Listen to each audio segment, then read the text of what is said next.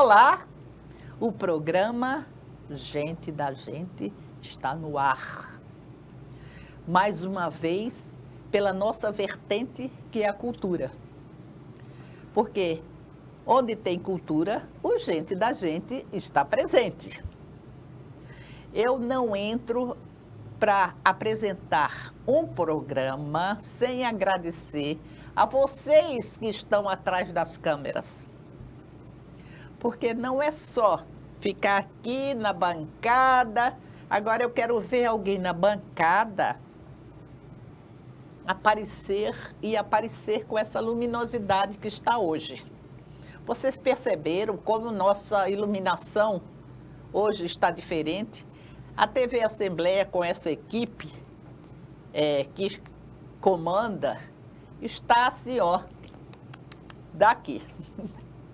Mas deixemos de muito papo e vamos para uma pessoa que será entrevistada, que sempre começa nas mídias sociais, nos chamando a atenção dessa maneira. Ou de casa, posso entrar, bom dia. Programa Gente da Gente, que valoriza a nossa gente. Olha, esse é o Ari Liz Pedrosa. Eu considero o Ari Pedrosa, ou Ari Liz, como quiserem, um dos maiores escritores do estado de Alagoas. Nossa, Cláudia, você não está exagerando? Ele fica rindo. Não estou exagerando. Porque quem escreve 26 livros e edita e coloca, vamos dizer assim, na praça, não é brincadeira. Quem participa e participou já de 44 antologias, não é para qualquer um. E prêmios, ele já teve 67 prêmios. Agora, meu telespectador, meu caro internauta, não é para qualquer um, não. Ari, é um prazer ter você aqui conosco e vamos dialogar um pouco sobre essa sua carreira de escritor. É um prazer, Cláudia. Sempre quando você me chama, né, alguns livros eu já vim aqui conversar, e sempre a gente tem, como você sempre fala, outras vertentes, outras coisas, porque parece que com 26 livros a gente sempre tem uma história, cada livro é uma historinha mesmo, tem alguma coisa. E a vida literária, eu era muito mais preso porque eu trabalhava numa empresa federal aqui, e meu mundo era ali, vendia meus livros ali, o pessoal me conhecia. Mas agora, depois que eu entrei há mais ou menos 7 anos atrás no grupo Confraria Nosso Poeta, nós começamos a ver mais o público de Alagoas. Eu fazia mais a parte nacional. Você, né? era mais povo, ficou mais povo, né? Digamos assim. Mas tem que ser mesmo, a cultura é do povo, não é nossa. Quando sai, e a gente tem que divulgar, e o povo tem que ver a sua face, tem que ver o que você pensa e analisar, né? A turma precisa ver o artista. Nós temos bons artistas aqui. Agora, Ari, você é muito solicitado, sabe? Você é muito solicitado e alguma vez, em algum momento, eu chamei para você ser de uma determinada academia e você estava numa missão muito nobre, cuidando da sua sogra com Alzheimer. E eu vou lhe dizer, Ari, o Alzheimer, eu tenho um livro sobre o Alzheimer. E eu acho uma doença, assim, para o paciente, não é ruim. Porque ele não sabe o que está fazendo. Agora, para os familiares, para quem os cerca, ou os cercam, é terrível. Conte um pouco dessa sua experiência. Olha, eu convivi com a minha sogra, Márcia Tenório, 7 anos, né? A minha esposa ia religiosamente, assim, 3 vezes na semana lá, mas quando chegou dezembro, ela teve um problema, a sonda foi para o nariz, a alimentação foi mais difícil e foi para a cama. E eu comecei a participar mesmo. Então, a gente tem essas informações, Cláudia, mas a gente não presta muita atenção quando não está no terreiro da gente. E que devíamos... outra coisa, você fica como um cuidador sem nenhuma noção da coisa. Você tem só... pelo que eu li e pelo que eu vejo, cada caso ele tem uns traços diferentes, né? A pessoa é mais agressiva, a pessoa é mais calma. No nosso tem aquele problema das 17 horas, né? Que ela lembrava-se muito do passado dela e chegou a um ponto de estar chorando, né? O esposo, o casamento, os 15 anos dela. E eu comecei a entender isso e comecei a conversar com ela. Eu sempre buscava essa conversa e brincava com ela. Até um livro que eu estou lançando aí em novembro, dezembro, eu digo assim, da datilografão, mulher, se não é datilografão, você estava digitando, porque ainda sou da época também que tinha uma maquinazinha. Esse é o 27º livro. 26º. Esse é o... E ela estava do meu lado. Aí, às vezes, eu lia alguma coisa para ela, ela ficava, ainda me dá um prêmio para uma besteira dessa. Ela caía na gargalhada, né?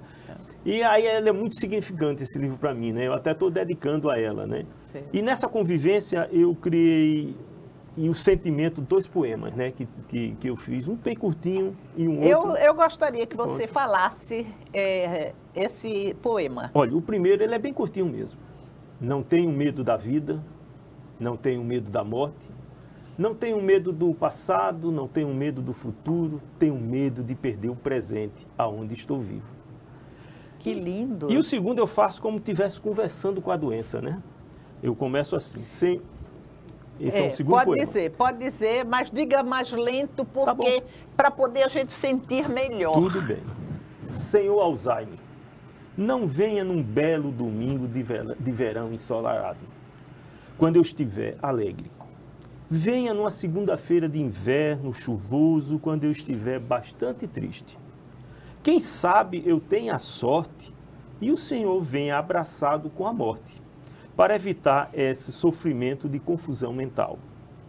Não venha pisando forte no meu presente, só deixando o passado, porque o futuro não existe. Não seja carrasco do meu presente, tão rico de pessoas e detalhes. Venha, mas venha devagar, bem devagar, para que eu possa abraçar tudo que eu gosto e prezo. Não pense que irei facilitar o seu trabalho. Irei lutar disfarçado de louco, até os últimos dias da nossa luta. Nossa, é muito forte, viu? Agora, o meu próximo livro, Ari, que vai constar esses 2 poemas, exato. Eu estou fazendo como uma coisa assim, a ótica do paciente com Alzheimer, vendo o que as pessoas ao redor fazem. Como se fosse um diálogo com ele mesmo, dizendo assim, esse pessoal pensa que eu sou maluco. Estou fazendo isso, estou fazendo aquilo, e tome um mingauzinho, e tome um negocinho, como se eu fosse... Aí eu só tenho que reagir. Isso estará no meu livro. Já está. Certo? Outra vertente é a parte do paciente. Que a gente imagina, porque não sabe, né? Pelas atitudes, né? Tudo deles. Mas eu acho isso, assim, é uma coisa que me liga muito a você, essa sua parte que você se transformou no cuidador da sua sogra com Alzheimer. Eu quero até adiantar aqui, foi dia 15 de julho, ela faleceu, né? Ela broncoaspirou, né? Ela entrou uma noite e teve uma parada cardíaca, chegou ainda a tempo a turma da Unimed, e reanimaram, mas na segunda, no topo de montanha, ela não teve como superar, né? Pronto, ela está em um bom local agora. É uma experiência. O sofrimento é grande. Viu? Mas, vamos falar um pouco de como você, sabe o que eu admiro, Ari? As pessoas que têm uma profissão, assim, seca, uma profissão de fiscalização, uma profissão de números. Foi direcionado para esse mundo, vamos dizer assim, porque é um mundo meio aéreo, o mundo do poeta. Será que eu posso dizer isso? Você trabalhava com o quê? Olha, eu trabalhava 3 anos atrás, eu era auditor da empresa de energia daqui, né? E a gente fazia aquele trabalho foi até bom, porque quando eu cheguei nessa nova auditoria, que uma empresa federal, a Eletrobras, tomou conta, a visão dela, a visão que nós tínhamos de auditoria era outra. A visão da Eletrobras era o seguinte, era de educar. Porque às vezes o responsável pelo setor, ele tinha uma norma e tudo, mas fazia a interpretação ao bel prazer. E às vezes a gente chegava lá, a gente via mesmo que não era maldade do indivíduo, era compreensão da coisa que ele não tinha. Então esclarecia, botava-se no relatório e tudo, e tinha muito local até que chamava a gente. Tivemos momentos que a gente via que o cara precisava mesmo de uma conversa mais a pé de orelha. Isso aí não era com a gente, isso aí era com o diretor dele, e ter muito cuidado porque a gente era um órgão federal e nós tínhamos a TCU, a CGU, também visitava muita gente, a gente era muito coligados e eles viam os trabalhos da gente e ia conversar. E a gente dava um tempo de resolução, e a resolução da CGU é de hoje para amanhã, porque já sabe que a coisa do dia a dia, a coisa está sempre acontecendo. E quando via que era feito por negligência, então eles como pediam, se eles achassem que aquilo já devia estar pronto. Já está pronto, já está resolvido, porque já passou uma auditoria interna e a coisa ainda continuava do mesmo jeito, né? Mas foi momentos bons, você me fez repensar, passei 20 anos no setor de cobrança e mais uns 16 anos na auditoria, esse foi meu tempo de trabalho, né? E o meu chefe dizia o seguinte... Só um momentinho, eu fico admirada assim, porque um setor de cobrança é um setor que a sua cabeça está direcionada para um lado. E durante esse tempo, você escreveu algum livro? Sempre escrevia. Eu estava na linha de uns 15 livros aí já. Você desculpe, porque eu acho que é meu interesse e o interesse do público. Uma pessoa que está direcionada para contas, para cobrança, e cobrança vem com punição. Exato. Não adianta a gente pensar que não, porque cobrança vem punição. Aí, e atrás disso tem uma pessoa sensível, uma pessoa que escreve. Desculpe interromper, mas eu acho importantíssimo falar sobre esses dois mundos na cabeça de uma pessoa. Acho que isso dá para até ficar esquizoide. Cláudia, olha, deixa eu fazer uma retrospectiva um pouquinho lá para trás, né? Aos 5 anos eu perco minha mãe com estosomose, né? Aos 10 perco meu irmão com leucemia. Meu pai passou 10 anos viúvo, mais um pai e mãe. Ele era da Fundação CESP, vou dizer o nome dele aqui, Raimundo Nonato Santos Pedrosa, que me foi muito útil em tudo, né, como pai.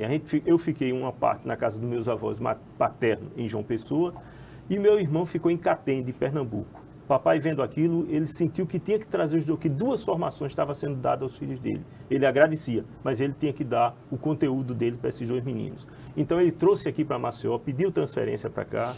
Nisso eu estudei ali, fiz a 8ª série no Sebastião da Hora, lá na Pitanguinha.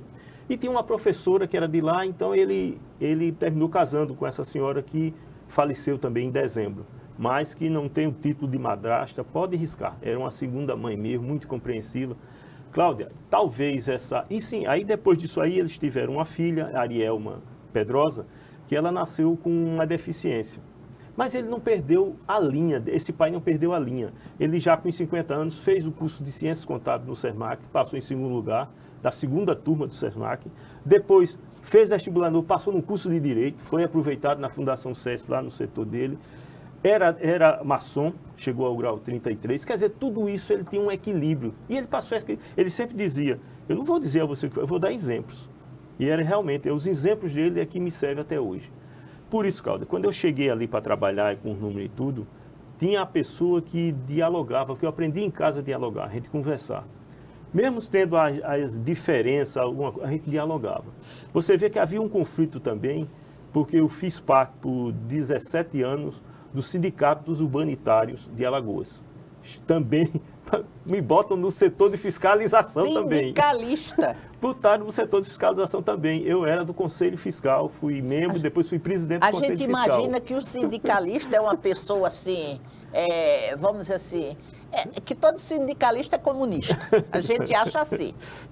Data vênia, nem todos são assim, nem todos são assados. Agora, que realmente é uma posição Era, extremista. Olha, e o pessoal dizia, como é que você defende as causas da empresa e você defende as causas do funcionário? Eu dizia o seguinte, aonde termina o auditor, começa o sindicalista. Não, onde termina o sindicalista, começa o auditor. Não, essa aí, sempre fazia não isso, sei como né? você não esquizofrenou. Não, eu sempre, como dizer a você, eu sempre respirei. Agora, o que é que eu estou fazendo aqui? Entrevista, então eu só penso aqui com você, na entrevista. Quando eu estava no sindicato, pensava, levava os problemas para lá. E nós temos um fundo de pensão, que se chamava FACEAL, que hoje é Equatorial Prévio. Eu fui também eu acho que uns 10, 12 anos, eu fui do Conselho Fiscal, presidente do Conselho Fiscal e fiz parte do Conselho Deliberativo. Não quis alçar mais voo porque eu me retive, porque tinha muita coisa para fazer, que me queriam que eu me candidatasse a outras coisas lá dentro. Não. Mas aprendi muito. Mas, Cláudia, sempre foi o diálogo. Eu acho que esse é o equilíbrio, sabe? É saber escutar. A auditoria me deu muito isso, ouvido. Saber ouvir primeiro, para depois falar. Depois tirar alguma conclusão. É ouvir, é vir. Engraçado que a gente, quando foi visitar logo no começo a auditoria, alguns órgãos do interior, tinha uns coitados lá, desculpe, os representantes nossos, que ele dava o birô. Pode sentar aqui. Eu dizia a ele, olha, eu quero um birozinho lá no canto e um banquinho. E o trabalho aqui continua normal. Se eu pedir alguma coisa, eu venho aqui a seu birô. Porque era diferente. O pessoal pedia o birô, pedia a chave, sentava e mandava ainda chamar de doutor. Eu nunca quis isso, nunca tive esse galardão. E a gente fazia muito bem. E essa gestão, que foi do Gilson Dovillet, ele criou, nós lá, o grupo, nós criamos um formulário que a gente fazia assim. Essa aqui é o problema encontrado. O que é que diz a norma? Está aqui. Era um formulário mesmo, viu, gente? E aqui a gente dizia o que é que tinha que fazer. Então a gente passava para o auditado. O auditado dizia como que isso tudo, porque, gente, órgão é escrito, a palavra é escrita. Não é a palavra de telefone nem falada. Isso se apaga, a escrita não. Então ele botava como é que ele ia fazer. E a gente ia mais além. Quando é que começa a sua ação aqui? Quando é que termina? Pronto, a CGU gostou muito desse plano. Até a Eletrobras adotou a Eletrobras. Nós fomos, por 3 anos, a melhor auditoria do país. Nós não tínhamos pendência quase zero, chegando a quase zero. Porque eu entrei num grupo também de pessoas que se pensavam assim, a gente estudava e tudo, mas a gente escutava. E mostrava a pessoa, às vezes, que ele não dá para continuar fazendo assim, você tem que fazer assim. Às vezes a gente via que era até falha da norma. Então a gente ia até as instâncias maiores para mudar aquela norma, para que a coisa fluía muito bem lá. Talvez seja isso. E naquele setor de cobrança, tinha um chefe que teve uma pré-privatização, uma conversa assim, e veio um rapaz que era de Goiás, né? O seu Eloy. Ele era muito agitado e dizia que eu era mais calmo. E ele puxava sempre para estar do lado dele. Aí eu tinha os slipes bancários, eu tinha que telefonar para o interior dizendo que ia fechar a arrecadação, todos os municípios, para fazer o fechamento só. Eu adotei esse critério de perguntar, minha gente, a gente vai fechar, tem alguma pendência, então resolve que daqui a 10 minutos estou fechando. Então eu telefonava para todo mundo, fazia isso e tinha que fazer Maceió. Agora, a mesa era cheia de papel mesmo, mas tinha hora que ele ficava me observando, tinha hora que eu botava o papel de lado assim, eu via uma ideia, podia estar caindo o mundo. Eu, depois voltava, me compondo, aí ele ficava observando, ele dizia, tem que ter uma coisa sobrenatural com esse rapaz, porque aqui fica pegando fogo, os caras estão... Mas eu sempre fui tranquilo, né? Para problemas você tem que ter uma certa tranquilidade, senão você não resolve e piora a situação. Ô, Ari, aonde que inicialmente esses assuntos influenciaram na sua escrita? Você acha que influenciaram nos seus livros, primeiros livros? Ou foi assim, uma saída que você deu para poder a sua cabeça não ficar tão cheia, tão confusa? Cláudia, você é psicóloga e lá em casa eu estou com 2 psicólogos. Inclusive o meu presidente. Vou fazer até aqui uma... Leonardo Tenório Liz Pedrosa hoje é o presidente, quinta-feira ele assumiu o Conselho de Psicologia. É o meu presidente. E a filha é também da chapa e é da parte de fiscalização. Talvez eles vendam a minha luta. Herdou do pai a fiscalização. Não, mas hoje eu me miro neles, eu vejo a tranquilidade. Meu filho tem muitas tarefas, muita coisa a fazer, mas ele está sempre tranquilo. E eu vou me mirando nele e sempre dizendo, rapaz, não pega muita coisa. Quem sou eu para dizer isso, que sempre fui... Mas é uma experiência. Exato, você passando a sua experiência para ele. Mas aí você me perguntou se, Cláudia, foi até bom porque dava muito material, né? Hoje eu sinto falta lá. Eu digo, você sente saco do trabalho? Sinto, das viagens, porque eu colhia muita coisa, né? Teve umas dessas, Cláudia, que eu tive aqui com você olhou para a sua praça aqui, Dom Pedro II, e disse, Ari, por que você não faz uns poemas com as nossas praças? Você sabe que eu gosto de fazer, já fiz os bairros de Maceió, os estados, né? E esse livro está lá, me permita não falar dele, porque você me perguntou, algum livro você tem? Cláudia, esse foi o livro que me dominou, você acredita? O que vai sair? Sim, porque eu fazia um projeto e quando eu via, tinha que botar mais alguma coisa. Então, nunca foi assim. Eu faço o meu tudo detalhado, o projeto todinho do livro. Esse eu Antes de você escrever, você faz... Não, eu já digo mais ou menos o que eu quero. Aí vou trabalhar, né? Nesse não foi assim, porque quebrou todas as regras, né? E é um livro que tem tudo dentro dele, inclusive as praças de Maceió, o nosso folclore. E eu vou deixar para falar dele mais na frente, né? E nisso aí, Cláudia, aí a gente vai vendo o quê? Aí eu vou vendo uma coisa que aconteceu na empresa. Pronto, tem umas crônicas lá de que eu vivi como auditor. Tem umas crônicas também que eu vivi como bancário no Banco Nacional. Umas coisas interessantes que aconteceram comigo que eu coloquei nesse livro também. Eu digo coisas que iam passando. Hoje eu ando assim, catando as coisas na cidade. Teve uma coisa muito interessante, a gente estava no shopping, eu e minha esposa, e tinha um cidadão lá, um avô com um neto. Um neto meio sujo da aula. Disse, como é que foi, meu filho? E a prova foi boa? Ele disse, foi mamão com açúcar. Pronto, foi a deixa para mim. Cheguei em casa, sentei, preparei o título, é mamão com açúcar. E Fernandinho, eu estou como se morasse numa fazendinha, no interior.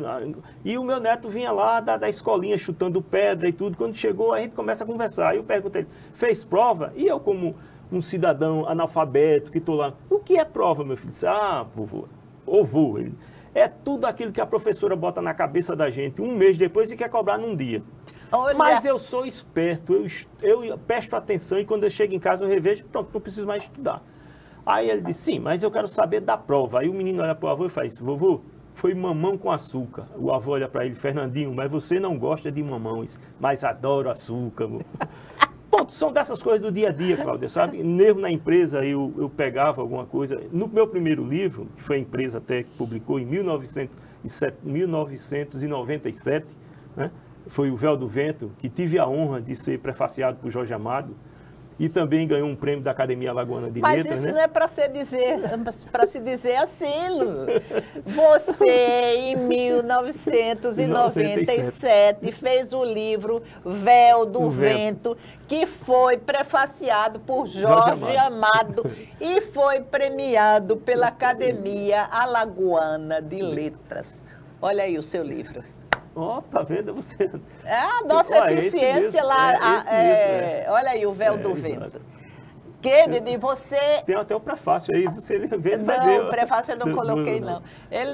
Kennedy, você é o máximo. Eu não abro mão de você. Kennedy trabalha no master atrás das câmeras. Certo. Viu, Cláudio? Eu queria chegar numa coisa.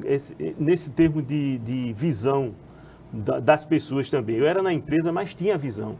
Eu me lembro quando eu estava saindo, o menino pediu um livro desse, um boy, né? Não me lembro isso. Aí, quando eu passando, senhor Ariel, ele disse, adorei o seu gibi. mas era a concepção dele, de um livro desse ser gibi. Obrigado. Mas leu, tinha figurinhas? Tinha. Não, só tinha poucas figurinhas, né? E teve um caso também que... Adorei o seu gibi, Ari. Ari, outro título de um livro. Adorei o seu gibi. E teve um caso também... Eu acho que muita gente não sabe nem o que é gibi. Mas... Gibi era uma revistinha que hoje deve ter ainda, com quadrinhos. Quadrinhos. Era história em quadrinhos, né? Na minha época, né, de Guaraná de rolha, isso existia muito. A gente comprava semanalmente, o pai trazia, era uma festa, né? E teve um lance que eu só quero relatar, gente. Eu não quero que ficou mágoa, não. Porque naquela casa eu digo o seguinte, se fecharam porta, abriram-se janelas lá dentro maiores do que a porta. Adorei seu gibi. Um rapaz chegou, o que é que eu fazia? Eu tomava meu cafezinho, aí eu tinha 15 minutos. Nos 15 minutos eu saía visitando sala por sala. Eu vendia todos os meus livros. Você acredita, foram 3 décadas de livros vendidos na CEAL. E na última década teve gente que passou nesse concurso, que era filho de funcionário e dizia, eu já vi teu livro lá em casa. Quer dizer, e tinha 2 episódios. Um desse eu já estava com 6 meses lá e cheguei com um folhetozinho que eu fazia. né? E vendendo no Sermac. Aí o cara olhou para mim e disse, quantos anos tu tem de empresa? Eu tenho 6 meses. Rapaz, com 6 meses, tu tá vendo que um negócio desse para roubar a gente? Eu digo, colega, olha, realmente você pensa desse jeito, mas eu quero demorar muito mais tempo e fazer livro mesmo. E eu não venho mais na sua sala. Eu sei que você vai me procurar. Né? É um grande amigo hoje. A outra foi que nessa saída chegou um rapaz lá que até paga no fim do mês, paga no fim do mês. Eu nem anotava, eu sabia que o cara chegou com esse livro, Véu do Vento, rasgado no meio. Aí eu quero mais um. Ele meio assim, a voz meia... Disse, olha, ocorreu o seguinte, esse livro estava no meu birô e uma pessoa rasgou esse livro dizendo que não gostava do que você fazia e nem o que você faz.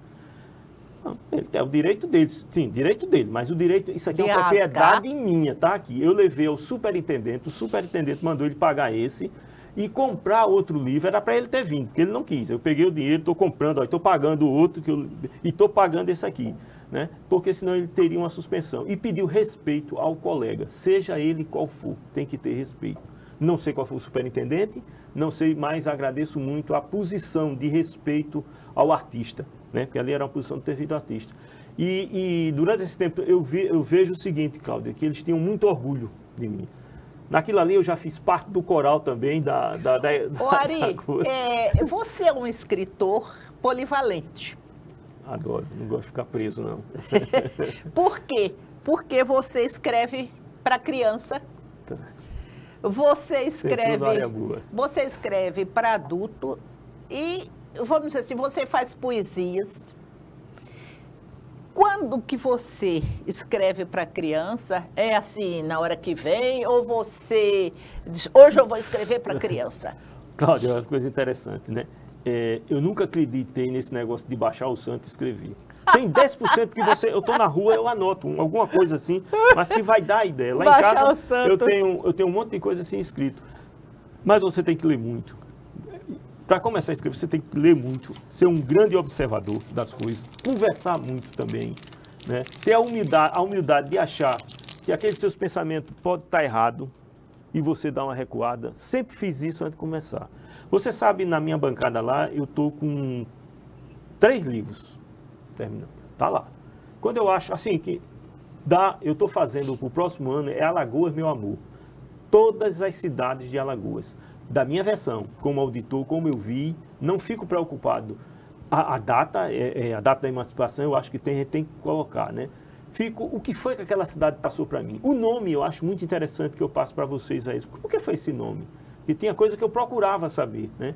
A cidade, uma praça que eu gostei muito, o estilo e tudo. Já estou na letra M, já estou quase terminando o livro.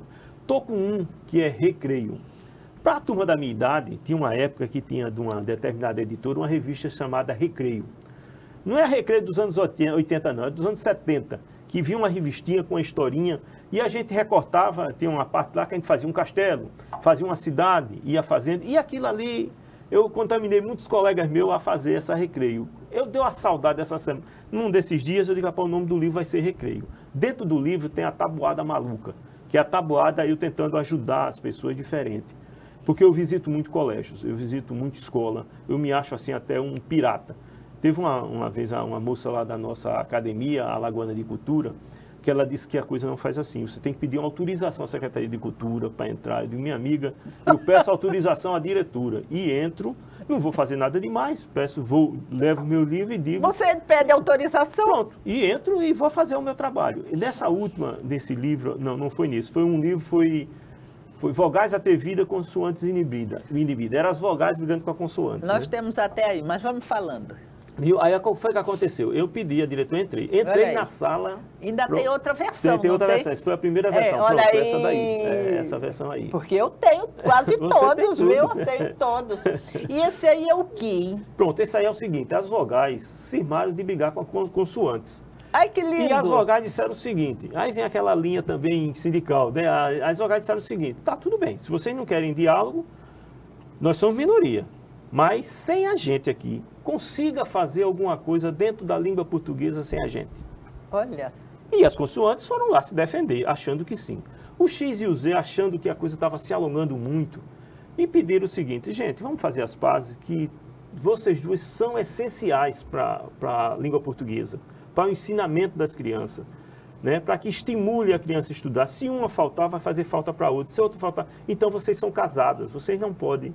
Né? E com isso me deu a ideia de fazer a tabuada maluca, que vai na mesma brincadeira, né? Aí tem recreio, tem a caixa de lápis, dentro desse livro recreio tem caixa de lápis, cada lápis de cor eu faço um poema, né? E tem esse livro? E tem esse livro, né? Nós temos aqui.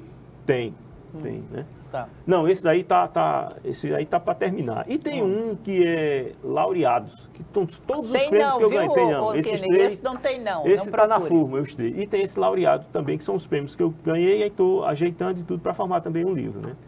Olha, eu posso até estar pensando errado, me desculpe os educadores, me desculpe as pessoas que lidam com criança, mas quando eu vou, uma das coisas que eu gosto de falar muito para eles, que eu acho que fez muito bem para mim, e eu acho que é um conselho que não vai fazer mal. Eu digo a eles o seguinte, minha gente, aqui onde vocês estão, aprendendo a leitura, tem 3 pilares, e vocês devem botar isso na cabeça de vocês. Primeiro, aprendam a ler. Aprendam a ler mesmo. Chegue em casa, fique na frente do espelho, faça a leitura de um texto. Errou, volta, não tem de ter vergonha. Pontuação, a dicção, veja tudo, se ficou bom. Grave, se for possível, se alguém gravar para você ver o texto que você leu. E faça isso. Peraí, isso é importantíssimo que você falou. Que a criança, ou até o adulto ou o adolescente, é importante ler e gravar, porque hoje nós temos uma arma muito boa que é o telefone. Exato. Aí vê aonde que errou. Agora, ali, às vezes, a pessoa não sabe que está errando, não, viu? Você não, me mas desculpe. Eu sei, mas a criança, mas ela está tentando, tá tentando, né? E a outra que eu digo a elas é o seguinte, interprete o que você está lendo. Entenda, você leu, não entendeu, pergunta a alguém, por que foi isso? Entendeu, você entendeu o texto. E a outra, aprenda todas as operações de matemática, né? A tabuada. Aprenda de cabo a rabo tudo, até dividir com coisa, tudo. Sabe por quê? Porque isso vai ser base para os níveis que vocês vão tentar atingir. As esferas é outras coisas, mas se você tiver essa base, sempre um cálculo de física, uma coisa, um cálculo de matemática vai cair numa multiplicação, numa divisão, numa coisa. E se você é bom nisso, acabou-se. E se você faz a interpretação, você vai fazer a interpretação do que você tá fazendo para fazer os cálculos. Isso ajuda muito. E eu prego nisso. Posso estar errado, viu, professores? Olha, tem uma coisa importante. Nisso. Porque eu tenho visto as pessoas decorarem, sem interpretar. Aí, quando chega no vestibular, aí tem aquela parte que tem que ter interpretação. Aí entra a sua orientação. Porque se você faz a interpretação, Cláudia, você aprendeu. E quando a gente aprende, gente, fica lá dentro ali, ninguém tira. Até alguns pais, uns avós, eu acho que me diziam assim, o maior bem que eu vou deixar para você é a educação. A educação é isso, né? Outra coisa também que no tempo da minha avó se dizia, educação mesmo de comportamento é em casa. Cultura, preparação, quem dá é a escola. Hoje parece que as coisas estão meio assim, querem que o professor dê educação e dê cultura ao seu filho, não é? Mas é o seguinte, Ari, porque antigamente a mulher podia permanecer em casa dando educação e cultura ao seu filho. Hoje, ela é mãe de telefone. Ela tem que ter a parte dela econômica também dentro de casa. Aí fica monitorando se o menino foi para o colégio, se o menino lanchou, o menino tem um bom telefone também, então é a mãe de telefone. Mas, Cláudia, eu digo assim, o mínimo que você tenha com seu filho, na mesa. Uma coisa que eu aprendi, que estou aqui, levei muito para o chavante. A mãozinha tem que estar aqui, você comendo. Não assim. Falta de educação. O guardanapo está aqui, bote aqui. Cantar na mesa. Né? Cantar, conversar. Não Outra pode. Coisa. Conversar, agora cantar na mesa não pode. Porque hoje o celular vai para a mesa. O celular é um prato também da mesa, né? Aliás, Ari, quando vão para a mesa, porque faz o prato e vai ficar vendo televisão. Mas às vezes é como a parte do exemplo. O pai está lá também com um e a mãe está lá, que tem um negócio lá no coisa e tem que estar aí. Quer dizer, esse momento aqui, esse momento você pode, na hora de deitar, você às vezes está ou não está. Mas você pode dar a sua contribuição como pai e mãe.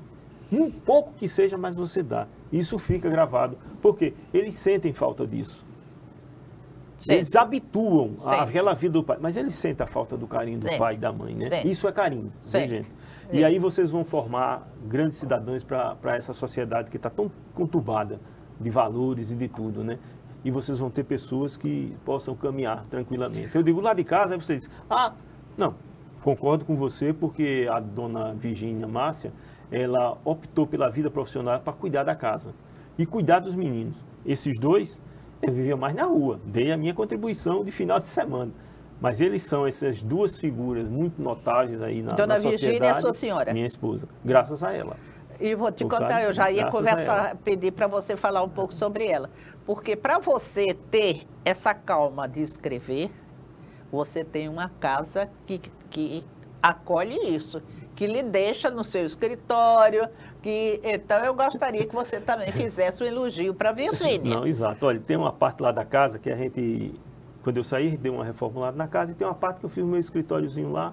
Aí ela disse, estava tão bonitinho, aí agora ele bota livro para um lado, mas também ela respeita aquele espaço. Ela disse, é a cafua dele lá. Mas é aonde, Cláudio? Está um livrozinho lá que eu estou fazendo, um livro que eu estou lendo. Por eu ser assim meio eclético, eu estou lendo 3 livros. E outra coisa, se mexerem, você se perde. Não, aí me perde, sabe? Porque eu comecei uma coisa e não funcionou. O que é que eu faço? Dou uma saidinha, Cláudio. Desço, vou lá no condomínio embaixo, subo, ligo a televisão, vejo uma coisinha, mas aquilo fica na cabeça. Às vezes eu vou deitar, gente, aí desperta, eita. Aí corro para lá, pum, pum, pum. Tenho muita a parceria dela, da dona Virgínia. Ela me ajuda muito. Um abraço, Virgínia. Sem você ele não seria nada. Sem a sua calma de aturar. Esses livros esse só homem saíram, viajando. Né? Exato. E olha que a nossa rotina era o seguinte, a gente saía segunda-feira e só voltava sexta. E eu tenho uma mania de comprar coisas assim, de alimentação, tudo que vem. Aí ela sempre diz, ele tem medo de morrer de fome. Um colega novo, auditor, que tinha entrado, ele vinha com o carro, porque quando a gente ia chegando com o carro, digo, ela nunca vai perguntar se a semana foi boa, se eu estou bem, ela vai dizer assim, ele tem medo de morrer de fome. O colega riu que só, disse, porque elas coisas não precisa isso. Ah, no meio da estrada, quando a gente vem, aí tem uma abóbora bonita, aí você não sabe, é a dona Virgínia que toma conta da coisa, aí eu trago a abóbora, aí eu trago a coisa, mas tem aí, vai... Você vê que uma vez a gente entrou em Arapiraca, tinha um setor lá, que era verduras, bonito, alface, coisa, eu comprei tudo que tinha. Eu comprei tudo que tinha, não deu na geladeira, aí tem que fazer uma distribuição ali cooperativa com os vizinhos, que era cada alface desse tamanho, de toda alface eu trouxe um. Pronto, aí você vai botar onde isso aqui na geladeira? Né? Ainda tem um frio, mas não dá, meu filho, tá em frio, isso queima, não pode. Aí sai fazendo distribuição na família, não, mas pelo menos ajudei alguém. Pronto, tá certo. Ela disse, não tem jeito, isso aí é hábito seu e a gente não tira. Vamos começar com os seus livros, sem ser esse aqui. Kennedy, nós vamos colocar, olha aqui, depois a gente vê esse aqui. Vamos começar com... Vamos dizer assim, um livro de qual que você quer começar? Que foi depois do Vento. Depois do Vento veio Jangada de Papel. Jangada de Papel. Que também teve um episódio muito engraçado. Por causa do título, os livros, ele vinha... Esse aqui? Esse aí. Mas né? Não teve outra... Não, teve não. Esse daí até a capa aí foi do meu cunhado que fazia antigamente, Marcos Antônio Tenório Lins. Ele foi quem desenhou as duas capas, as 3 capas até o outro. Esse livro ficou preso na Polícia Federal. Por quê? Por causa do título. Tinha em cima do pacote Jangada de Papel. Eles achavam que era alguma coisa e só queria abrir com a minha presença. Foi aberto, aí viram que não era nada. Os Correios mesmo foi quem chamou, porque achou meio assim. Mas a documentação estava toda dentro, era só você rasgar um pouquinho, mas eles não queriam mexer. Porque se fosse alguma coisa... E depois não dizer que aí, foi implantado. Aí né? depois, aí eu achei engraçado, esse bichinho já nasceu. Depois, já nasceu quase preso. O final foi. E fala o que esse livro? É livro de poesia mesmo, da época, né? Aquele o Mero, né? Mero foi quem fez o prefácio, já falecido, né? Que é Carlos Mero, que é o da academia, que é filho dele, né? Ele se sentiu até honrado de dizer que o meu segundo livro foi o pai dele que prefaciou, né? Você vê que eu estou bastante corrido, né? Tem. E depois, qual foi? Você lembra? Depois veio o Jangada, veio o Véu do Vento. Não, veio... Não. Deixa eu dar uma pescadinha agora, viu? Que foram o Pescador de Sonhos, né? Bonito. Pescador de Sonhos, que também era só poesia, né? Não tinha nada de diferente, né? Diferente assim, era a poesia do momento que eu estava vivendo. Aqui, olha aqui, esse aí foi seu cunhado. Foi seu cunhado também. Também é capa do Marcos. Tá lindo essa cabeça com esse... Com esse buraco negro, né? Exato. E como é que você chama isso? Não, ele quis dar a entender que era um sol nordestino, né? Meio escuro, e a palha, né? O vento aí soprando, a quintura, e o nordestino ele vai se acabando, né? Você vê que está se soltando as coisas dele, né? Com o vento e com o calor, né? do coisa. E por ele girar tanto, ele ficou escuro, ficou escuro. Que coisa linda. Depois nós tivemos uma coisa que, aí você vê, eu sou muito inquieto mesmo, teve o véu da uva. Por que o véu da uva? Eu criei, Cláudia. Da uva? Da uva. O que é o véu da uva? Se você prestar atenção, pegue a uva. Ela tem uns pelozinhos assim. É igual a poesia, né? Ela tá veludo acima, da uva. O veludo da uva, né? O veludo da uva. Você vê que ela tem uns pelozinhos, né? Em cima, né? Esse é o veludo da uva. O que é a poesia? O veludo da vida. Porque a gente tem o nosso linguajar cotidiano, mas o linguajar poético ele está acima desse linguajar. É um veludinho, caso você não vê, né? O jeito de falar e tudo, eu quis fazer essa... Agora aí, esse livro, ele venceu um concurso na Academia Alagoana e foi em primeiro lugar. Dentro dele de letras. De letras. Ele teve rainetos. Ari, o que é rainetos? Era isso que eu ia perguntar, rainetos. Rainetos, ele é uma construção poética que eu fiz. Eu juntei o soneto e o haikai. O haikai, eles são três versinhos aqui, que ele faz... Que aula, hein, meu telespectador? Que ele faz uma rima na primeira, na segunda, e faz uma rima cruzada. E é uma coisa, eles são metrificados, isso aí é uma joia do japonês. O raineto é uma joia do japonês. E no Ocidente, qual é a nossa joia? Não, haikai. O haikai. É. Não, raineto não, haikai. Que eu estou dizendo só para a função do juiz. E no Ocidente, qual é a joia? É o soneto. Então, eu disse, por que não juntar os dois? Foi o que eu fiz. Ari, que cabeção, né? Foi o que eu fiz. Não foi muita coisa, não. O telespectador já conhece esse meu termo, cabeção. Não foi isso aqui, não. Eu fiz 9. Peguei essa aqui do meio, que faz essa rima aqui, cruzada. Eu joguei lá para cima e fiz essa rima aqui com os dois. O terceiro é esse mesmo, do haikai. E o terceiro eu jogo essa rima aqui pro final e faz a rima nos dois, né? E o soneto entra onde? Entrou no nome. É na formação, que o soneto tem a formação. Aí eu juntei os dois e dei o raineto, o nome dele. Já são 100 e... Esse raineto é com Y? É com I. Com I? Eu vou falar como meu pai falava, né? Quer dizer, o nome dele é com Y e com I. Isso é de pobre mesmo, é com I, né? Estou com 100 e poucos rainetos, né? E esse livro só foi de rainetos. Você pode dizer um raineto para nós?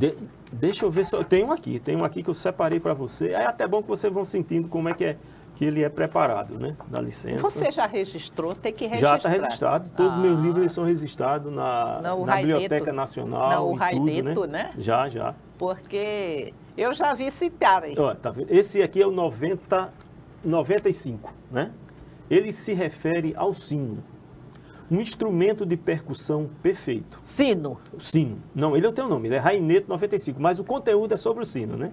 Um instrumento de percussão perfeito, em que o bronze ressoa ao ser golpeado. Um chamamento aos seres amados. O batismo do sino, rito abençoado, usado pela Igreja Católica como recado. É um lembrete, um chamado. Uma peça sagrada, sempre usada, apurada no momento de elevação. Você vê que eles têm, se vocês notarem, vocês vão ver aí que tem aquilo que eu falei, está aí. São 9 e faz essas rimas. Ele, graças ao Guilhermino, né, que é um poeta, foi o príncipe dos poetas de São Paulo, ele foi quem trouxe os rainetos para cá, os haikai para cá. Então ele aboliu, porque ele era modernista, ele aboliu a metrificação. Mas ele deixou a estrutura dessa de formar uma cruz, que forma uma cruz, né? E teve um escritor aqui da época de Leduive e tudo, esqueci o nome dele, que ele disse que isso aí era uma coroa de rainetos. Isso não era um haikai, isso era uma coroa. Ele batizou de coroa, né? E aí a gente vai tocando, né? Estou fazendo, nesse livro nós temos muitos rainetos, a gente prestando homenagem a pessoas também da cultura da nossa terra, nesse livro que vem aí, esse bendito que tomou as rédeas. Agora eu vou dizer uma coisa a você. Eu, nesse momento, estou lhe batizando como o príncipe dos poetas contemporâneos de Maceió. Fico muito honrado. E vou até anotar, porque eu disse, porque príncipe contemporâneo dos poetas de Maceió, porque nós não podemos esquecer que o príncipe dos poetas de Maceió faleceu, é Jucá Santos. Jucá Santos, exato, mas né? ele é príncipe, agora como a rainha faleceu, né? Veio o novo rei. Você agora me deixou uma brincadeira. Eu fui a meu Só um minutinho, não fique inibido, não. Então, você é o príncipe contemporâneo dos poetas de Maceió. Muito honrado pelo seu batismo, né? Aliás, de vez em quando eu lhe batizo, né? De vez em quando eu trago coisa diferente que você não espera, aí você diz que é possível, né? Porque Ari, eu consegui que ele adentrasse, ele aceitasse, né? Entrar na Academia Alagoana de Cultura durante minha gestão. Muito honrado e gosto muito de lá. Foi uma posse muito bonita. Muito bonita. Muito bonita, que nós esperamos quase que a pandemia e tivemos que fazer numa brechinha da pandemia. Mas foi bonita. Foi uma posse bonita, que tivemos também, entregamos o livro, não foi? Da academia. O livro Revista, que é chamado Revista da Academia Alagoana de Cultura, com todos os participantes, os que quiserem participar sem ônus. E foi muito bom. Recebemos até uma camisa que eu fui agora recente a João Pessoa e usei. Camisa da Academia de Identificação, muito bonita, né? Eu acho muito bonito aquele escudo da Academia Alagoana de Cultura. Muito bonito, porque pega tudo que nós temos aqui, né? É muito bonito, né? E atualmente o presidente da academia é o José Passos, um intelectual também. Agora, o Ari também, porque senão ele não deixa eu falar, viu? O Ari também, o Gente da Gente, o grupo de comunicação Gente da Gente, fez um concurso e colocou na mão de alguns intelectuais para fazerem a seleção, né? A seleção. E eu não sei de nada, não sabia de nada. E Ari ganhou 2 prêmios. Ganhou o prêmio do concurso literário. Esse aqui, estou de óculos de longe. Esse aqui foi de quê? De crônica, né? Esse foi de crônica. Foi de crônica e o outro de baixo? Do Cícero. E o outro foi de poesia, primeiro lugar. Um segundo e um primeiro. Olha, aí ele ganhou esse primeiro lugar de poesia e segundo lugar de crônica. Não, foi a crônica segundo lugar e a poesia primeiro lugar. Primeiro lugar. Você me dá você diz que eu falo demais, mas você me dá porque é importante falar sobre essa crônica. A crônica. Não, eu vou falar, eu vou falar. Deixa com a senhora. Eu vou falar. E essa crônica é o S do Cícero? É o S do Cícero. Alguém ainda lembra do S do Cícero? Agora eu deixo ele falar. Olha, essa crônica aqui, naquela leste-oeste, tem um S bem bonito, que é uma homenagem a Sandoval Caju, né? O Cícero fez, né? E nisso eu brincando, descendo de tarde, eu disse, você sabe o que é isso aí? Eu disse, não, é Cício indo e Cício voltando, né? E aquilo ali eu fui falando, e um determinado dia, eu estava escutando o jornalista Fran Samura, ele fala desse S do Cício dizendo que era um autor desconhecido. Então foi quando eu disse que tinha que tomar conta do que é meu. Registrei, está tudo certo, foi premiado agora. Essa crônicazinha, ela diz mais ou menos assim, Cícero estava preparado para inaugurar aquele monumento ali. E, olha, todo político, cuidado com os assessores. Os assessores é que acabam vocês, elevam e derrubam. Nisso, Cícero vai lá, tal, descerra a placazinha.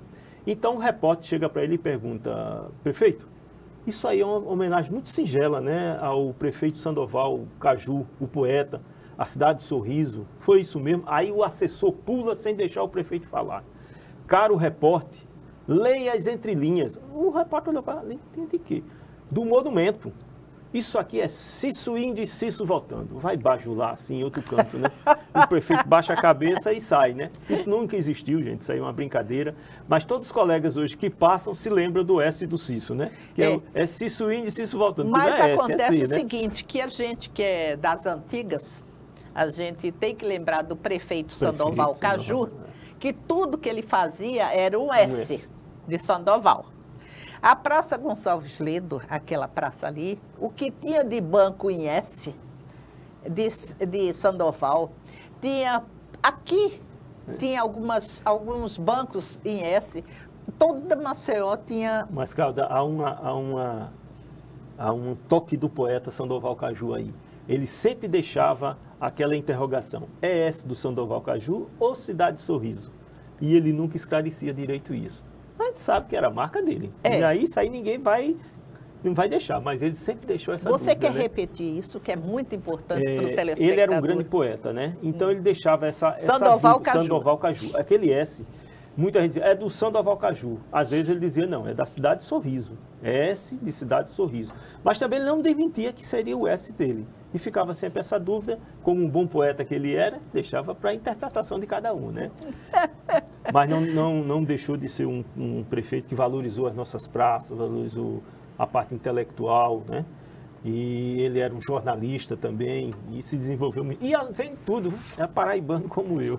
E esse prêmio aqui, ele recebeu no lançamento dessa revista, que tem na capa o nosso querido Luciano Andrade de Souza, o juiz de direito, não é? Que ele permitiu que a família fosse capa dessa revista, né? Então, o grande Ari, ele ganhou com o S de Cício e com o bairro Pinheiro. Você quer que eu leia esse Pinheiro, que é muito importante, a gente está vivendo esse problema. Olha, ele vai ler, ele vai ler o poema Pinheiro. Aliás, eu fiz isso para você, dá licença. Opa. Eu fiz isso, dobrei assim, a minha irmã detesta. Não, Diz que não faz, isso é uma falta de educação, Cláudio. A minha irmã é fina, eu não sou não. Desculpe. Nada. Deixa eu fazer só... O que acontece essas coisas aqui na cabeça e eu tenho que passar para vocês. Na posse do meu filho lá, estava a bancada toda sentada e o pessoal falando... A posse do quê? Do Conselho de Psicologia. Né? Porque eu já falei, já estou pensando que vocês estão sabendo que a cabeça aqui fica... Mas está certo, é isso mesmo. Do Conselho e o nome do seu filho? Leonardo Tenório Lins Pedrosa. Porque é um orgulho para ele, né? Então ele tem que... Todos começaram os trabalhos na mesa, todos sentados. Cá comigo, eu tinha feito um curso de oratória com um argentino pelo sindicato humanitário, ele dizia o seguinte: nunca fale sentado. Falta de respeito com o último. Mas se eu estiver na mesa, peça desculpa, mas fique de pé. Sempre o último tem o direito também de ouvir o que você quer falar. Isso todo mundo falou sentado e meu filho, na hora de falar, disse: eu vou quebrar o protocolo. Né? Você me desculpa aqui a mesa, a atual presidente, que ele ainda não tinha assinado. Então ele foi para frente falar e desmanchou a mesa, que foi todo mundo sentou. Aí eu disse a ele: você sabia isso? Não, pai, não estava sabendo não. É porque eu tenho o hábito que ele dá aula, então eu tenho o hábito de ir lá para frente, então eu sei isso, você está certo. E você bota isso na sua cabeça, aonde você estiver, peça desculpa, faça o que... mas fale de pé. Se tiver um púlpito, vá lá para o púlpito. Se não tiver, se levante e fale. Embora que nem o presidente da mesa tenha se levantado, mas você tem esse dever com o último lá de trás. E tem o detalhe, no protocolo de Rotary, no momento eu estou presidente do Rotary Clube Maceió Leste e convido você para ir lá visitar. Tá certo, irei. Até um convite essa semana, mas não pude. Exatamente. Todos só falam de pé, até na apresentação. O detalhe, o presidente não pode, é como na maçonaria, né? Não pode sair da sua cadeira. A cadeira do presidente não pode ficar vazia em canto nenhum. Tem que alguém do lado sentar. Tipo, eu quero ir no banheiro, que é uma coisa normal. Eu não posso abandonar a minha cadeira, então eu peço alguém para vir e vou no banheiro. São rituais que quer ver outra coisa importante, já que a gente está falando nisso, antes de você ler esse poema do Pinheiro? Nós mulheres, homens também, tem mania de cruzar a perna, não é? Cruzar a perna. Vocês já viram uma lady, vamos dizer assim, uma lady inglesa de perna cruzada? Não. Mulher educada não cruza a perna. Agora, isso não olhe para mim não, viu? Porque eu cruzo. Mas mulher educada não cruza a perna. Ela dá o jeitinho. Eu vejo cada apresentadora de TV, Virgem Maria, uma perna para cá, uma perna para lá. Né? Fica bonito, mas não é educado. Vamos ler o Pinheiro. Você ganhou... Segundo lugar nesse concurso Gente da Gente, né? Que foi uma festa muito bonita, foi entregue lá. E uma coisa, eu até estava falando com ela nos bastidores, um troféu que eu nunca tinha visto. É um certificado troféu que acrílico, você coloca na mesinha, está lá na minha mesinha os dois, muito honrado, né? Em acrílico? Pinheiro, bairro de Maceió, Alagoas, condenado a desaparecer por causa da perfuração da empresa Braskem. Ruas desertas, esquinas vazias, casas mutiladas, sem telhados, sem janela, sem porta e sem emoções. Cemitérios de casas, sem vozes, nem as vozes dos ventos, inverno em pleno verão. As pessoas, que pessoas? Foram expulsas do seu passado. Para onde? Quem sabe? Onde havia alegria, riso solto, sons diversos, habita um silêncio tumbal. A causadora da tristeza, impune, distribui migalhas, abraçada com a moça da venda. Triste área, sucumbe-se a um passado colorido entre rachadura e o desastre ambiental. Esse foi aí o poema que ganhou o segundo lugar aqui da revista Gente da Gente. Que ainda teve direito a um reloginho. Um relógio muito bonito, um relógio com a sua foto. A foto de... E que funciona. Funciona. Cláudia, tudo que você bota a mão e que você trabalha, você faz bem feito. Não deve estar na sua mão, não. Muito obrigada. Eu vi na academia, vejo você, o seu trabalho nessa Gente da Gente, incansável. Eu sei que ali é custo de tempo, é amor, é poucas pessoas para vir dar a mão, dizer o que é que você está precisando. Eu sei disso, sei disso que é. Mas é como eu digo, eu e minha irmã Tereza Cristina já viajamos muito na nossa vida. Chegou uma época que a gente optou para fazer cultura. E você se sente feliz. Ao invés de viajar. Tem gente que gosta de comprar um sapato de R$4.000. Eu prefiro comprar um computador bom. Tem gente que gosta de fazer uma viagem para a Espanha. Eu já morei na Espanha. Não estou esnobando, eu estou dizendo aí hoje eu prefiro fazer uma festa, Gente da Gente, um lançamento no Hotel Jatiuca. Né? Então cada um tem sua maneira, né? Exato. Você está com um pensamento aí, já estou vendo. Não, Cláudia, não, é porque eu quero prestar uma homenagem a uma pessoa que, com 62 anos, descobriu um instrumento, conseguiu fazer um instrumento, e com aquele instrumento ele melhorou a vida dele, melhorou a vida de muita gente, deu nome a Marechal Deodoro, deu nome à cidadezinha dele, deu nome a Alagoas, é o Nelson da Rebeca. Nelson da Rebeca. Eu fiz um poema do meu jeito, assim, brincalhão e tudo, para aliviar esse momento da gente perder o Nelson da Rebeca, né?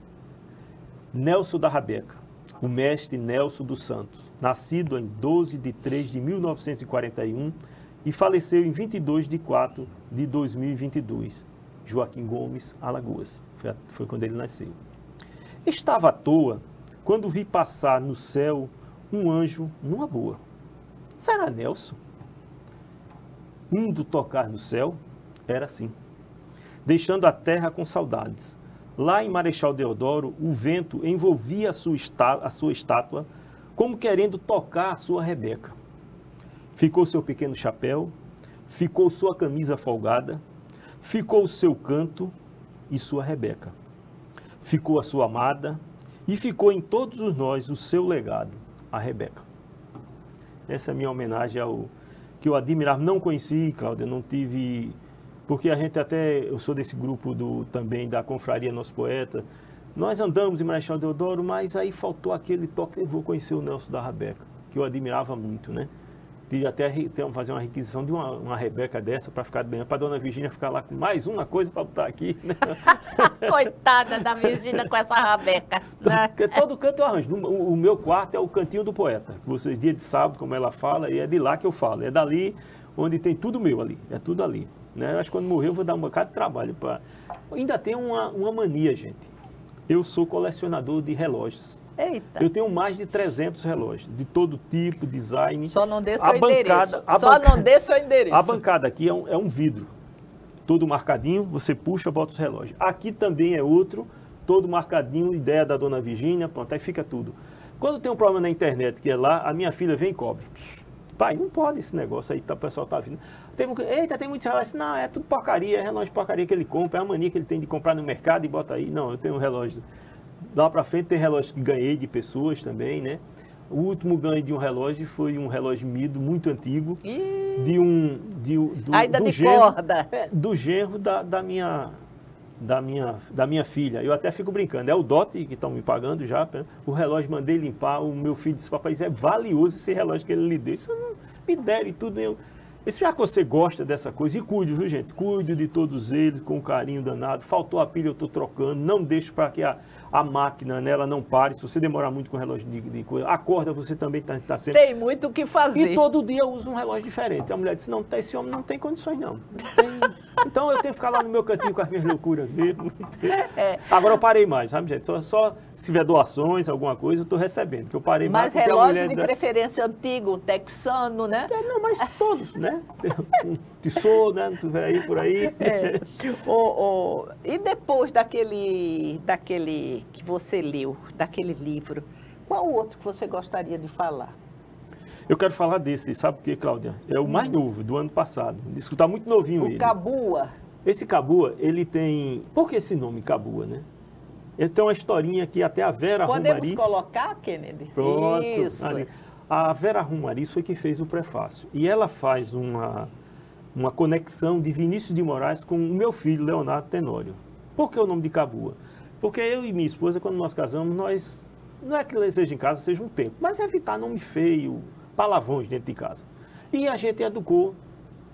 A gente sabe que tem, sabe que existe, mas vamos preservar aqui. Então ele, com visita aos primos, às escolas, começou a dizer um palavrãozinho bem habitual. Eu disse a ele, mas você vê o que é o pai de 26 anos, né? Não tinha ainda. O menino tinha o quê? Tinha 5 anos. Eu disse a ele, se ele usasse novamente, eu passaria sabão na boca dele. E o fiz. Então, um certo dia ele está brincando, aí faz essa cabua. Léo, o que é cabua? Isso, cabua é cabua, pai. Então, pronto, tive que conviver, como a censura teve que conviver com na tonga da mironga do cabuletê, que é um palavrão nagu, de Vinícius de Moraes, e eu tive que conviver com o Cabu até agora, que até virou, a famigerada acabou que virou até livro, né? Tem aqui o nome. E é esse que foi? Sim, ele foi para a Bienal esse ano de São Paulo, ele está lá participando, e está concorrendo ao prêmio Jabuti desse ano infantil, né? Esperamos que, pelo menos, classifique, né? Fica um nordestino classificado, né? Esperamos mesmo, esperamos. Ô, Ari, a gente ficaria conversando com você, você sabe disso, né? Que eu gosto de conversar com você, mas o que você quer falar para o telespectador, assim, para ele escrever, para ele ser um homem culto, não precisa ir para a academia de letras, não é? Gente, é o seguinte, escute seu coração. Se você gosta de escrever, se você tem alguma coisa que você gosta de anotar, vai anotando. E vai escrevendo sem preocupação acadêmica, sem preocupação de lançar livro, sem preocupação de nada. Desabafo da alma. Vai colocando no papel. Depois tu relê novamente aquilo ali, guarda num cantinho, vê se é aquilo mesmo. E você relendo, você vai ver o que sua alma está dizendo para outras pessoas, porque a gente é passageiro aqui. E isso aqui é que é inédito, isso que fica. Porque atualmente aqui, o que fica é o que está escrito. Eu ainda tenho a linha do auditor. Eu quero terminar aqui o nosso programa com Ari Lins Pedrosa, ele se despedindo com o que ele faz habitualmente, dizendo como você faz, e eu agradecendo. Pode? Vá. Ô de casa, muito obrigado pela atenção e até a próxima. Muito obrigada. Cláudia de Bulhões agradece. Até o próximo programa.